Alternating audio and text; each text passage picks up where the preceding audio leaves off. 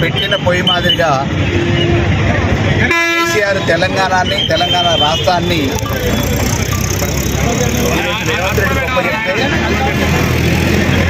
ఆయన అవగాహన లేని, అనుభవం లేని అసమర్థతతో వల్ల ఈరోజు రాష్ట్రాన్ని కుక్కలు చింపిన విస్తరితో పాటు విధ్వంసాన్ని సృష్టిస్తూ ఉన్నాడు. తెలంగాణ రైతాంగానికి నీళ్ళు ఇవ్వాలి, కన్నెపల్లి పంప్ హౌస్ని ఆన్ చేయాలి, వచ్చే ప్రమాదం ఏమీ లేదు అని చెప్పేసి అనుభవించిన ఇంజనీర్లు కూడా చెప్తూ ఉంటే వాళ్ళని జైల్లో వేస్తా, జైల్లో వేయకపోవడమే పొరపాటు అని చెప్పేసి బెదిరిస్తూ ఉన్నాడు.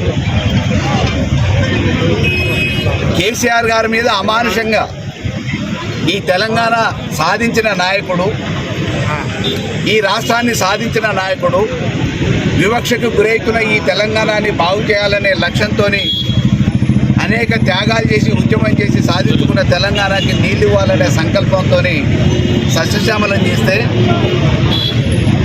ఈరోజు రైతాంగాన్ని ఆగం చేయడానికి కేసీఆర్ గారి మీద అక్కస్తోని గత ప్రభుత్వాన్ని టీఆర్ఎస్ని బదనాం చేయడానికి ఉపయోగంలో ఉన్న మేడిగడ్డ పంప్ హౌజుల్ని, కన్నెపల్లి పంప్ హౌజుల్ని ఆన్ చేయకుండా రైతుల్ని వివక్షకు గురిచేస్తున్న నేపథ్యంలో ఒకవైపు ప్రతిపక్షంగా మేము అడుగుతూ ఉంటే సమాధానం చెప్పడానికి, పనిచేయడానికి చేతగాని దద్దమ్మ రేవంత్ రెడ్డి రాత్రి పంట పొలాలు ఎట్లా పండుతాయని చెప్పేసి విలేకరులు ప్రశ్నిస్తే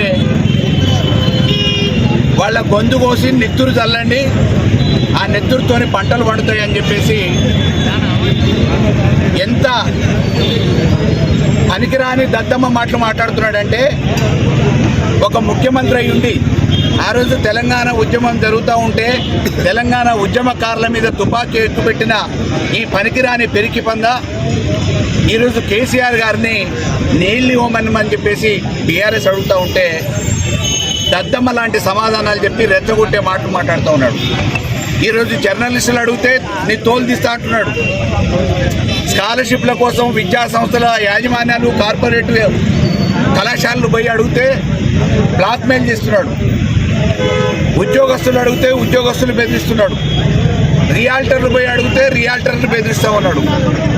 అన్ని రకాల అన్ని వర్గాల వాళ్ళని బెదిరించుకుంటూ హైడ్రా పేరు మీద డబ్బు సంపాదించుకోవడానికి పేదవాళ్ళ మీద ఉక్కుపాదం మోపుతూ ఈ 2.5-3 సంవత్సరాలుగా, దరిదాపుగా 3 సంవత్సరాలుగా వస్తుంది, 2.5 సంవత్సరాలుగా ప్రజల్ని పీక్కి తింటున్న రాక్షసుడు రేవంత్ రెడ్డిని వెంటనే ఆ సీట్ నుంచి తొలగించాలని చెప్పేసి కోరుతూ ఉన్నాం. అమానుషంగా కేసీఆర్ గారి మీద రెచ్చగొట్టే విధంగా హత్య చేసిన నేరస్తుడు ఎంతనో హత్యను ప్రోత్సహించినోడు కూడా అంతే అవుతాడు. ఈరోజు హత్య గావించే విధంగా రెచ్చగొట్టే విధంగా రక్తాన్ని మీరు చల్లండి అని చెప్పేసి రెచ్చగొడుతున్న ఈ రేవంత్ రెడ్డి మీద వెంటనే హత్యా నేరం కేసు నమోదు చేయాలని చెప్పేసి టీఆర్ఎస్ పార్టీ పక్షాన మేము డిమాండ్ చేస్తూ ఉన్నాం. వెంటనే ఈయనని ముఖ్యమంత్రిగా బర్తరఫ్ చేయాలి. ప్రజలు అవకాశం ఇస్తే ఇచ్చుండొచ్చు, కానీ ఈరోజు జరుగుతున్న పరిణామాలు తెలంగాణలో అన్ని వర్గాలని ఇబ్బంది పెట్టి భయభ్రాంతులకు గురి చేసి డాకుమేలు చేసి దౌర్జన్యంతో ఆ సీట్లో పదవిని అనిపిస్తున్న రేవంత్ రెడ్డి అధికారం కోసం కోట్లను గడించడానికి తెలంగాణ ప్రజని సొత్తుని దోచుకోవడానికి ఈరోజు ప్రయత్నం చేస్తూ ఉన్నాడు. అటువంటి ప్రయత్నాలకి అడ్డు తగులుతున్న టీఆర్ఎస్ పార్టీని అడుగడుగునా ఇబ్బంది పెట్టాలనే ఆలోచన, నీళ్ళు ఇవ్వకుండా ఈరోజు రైతాంగాన్ని ఇబ్బంది పెట్టాలనే ఆలోచన చేస్తున్న రేవంత్ రెడ్డి మీద, అమానుషంగా మాట్లాడిన రేవంత్ రెడ్డి మీద ఒక అనామకుడు కూడా, నిరక్షరాస్యుడు కూడా ఈ మాటలు మాట్లాడు హత్య చేయమని ప్రేరేపించే విధంగా ఈరోజు కార్యకర్తల్లో వాళ్ళ ఉన్న అధికారులను రెచ్చగొట్టడానికి చేస్తున్న ఈ ప్రయత్నాన్ని యావత్ ప్రజాస్వామ్యంలో ఉన్న ప్రజాస్వామ్యవాదులు, మేధావులు తీవ్రంగా ఖండించాలని వెంటనే రేవంత్ రెడ్డి మీద హత్యా నేరం రిజిస్టర్ చేయాలని చెప్పేసి టీఆర్ఎస్ పార్టీ పక్షాన డిమాండ్ చేస్తున్నాం.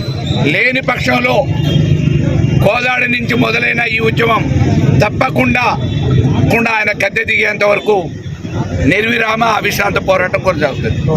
జై టీఆర్ఎస్.